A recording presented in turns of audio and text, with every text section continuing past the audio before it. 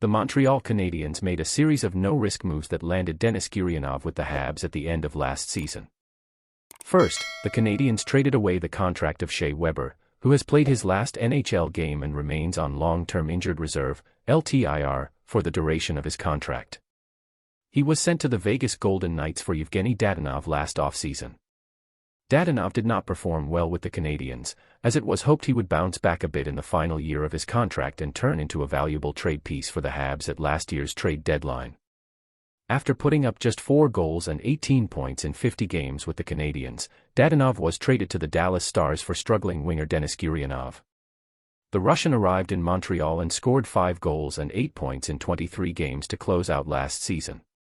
Though he did not dominate, he was just 25 years old when last season ended, and he had a 20-goal season a few years ago, showing there was some potential for a breakout. Hello Habs, before we continue, be sure to like my video to support my channel.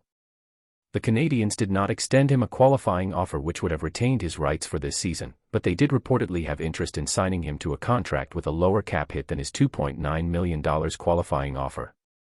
Gurianov remained on the open market for 10 days, as the Canadiens tried to move out a veteran winger or two to make room for him. On July 11, Gurianov signed a 1-year contract with the Nashville Predators for $850,000. The Canadiens eventually traded wingers Rem Pitlick and Mike Hoffman, but it was not until August, so the opportunity to sign Gurianov was long gone. It also seems like it probably would not have worked out for Gurianov in Montreal anyway.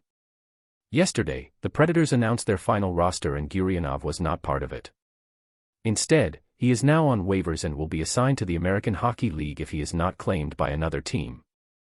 There was some debate in the offseason about whether the Canadiens should find a way to keep the skilled, but unproductive winger.